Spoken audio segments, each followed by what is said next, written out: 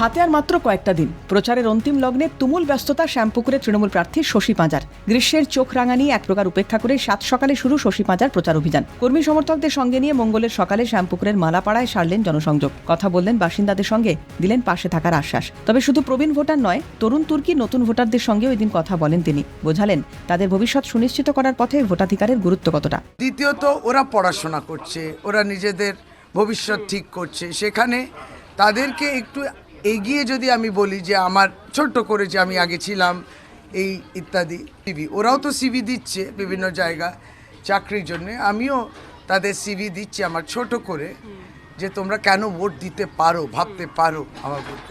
প্রচার অভিযান থেকে বিজেপিকেও নিশানা করলেন তৃণমূল প্রার্থী। ভোটে কারচুপি, অশান্তি, বহিরাগতদের দৌরাত্ম্য সবকিছু সামলাতে হবে।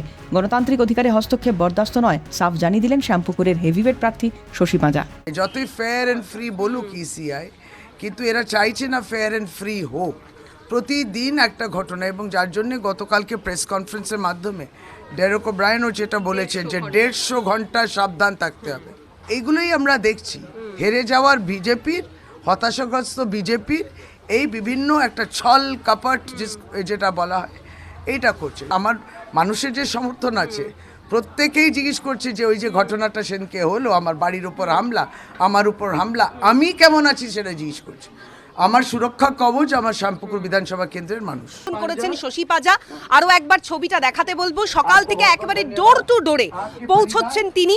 একেবারে দ্বিতীয় দফা, অর্থাৎ একেবারে শেষ দফার যে নির্বাচন রয়েছে কলকাতায়, তার শেষ ধাপ, একেবারে লাস্ট ল্যাপসে এসে পৌঁছেছে এই প্রচার কর্মসূচি। এবং বিশেষ করে এই সময়টাতে নজর রাখার কথা বলছেন শশী পাঁজা। বিভিন্ন যে ইভিএম মেশিনগুলো রয়েছে, মক পোলের ক্ষেত্রে বিশেষভাবে নজরদারি চালাতে হবে, এবং অবশ্যই নতুন করে কোনো ষড়যন্ত্র যেন না হয় সেই বিষয়ের দিকেও কিন্তু একেবারে টার্গেট বেঁধে দিচ্ছেন শ্যামপুকুর বিধানসভা তৃণমূল কংগ্রেস প্রার্থী শশী পাঁজা। ক্যামেরায় প্রসন্ন নস্করের সঙ্গে অভিরূপা সাহা, ক্যালকাটা নিউজ, কলকাতা।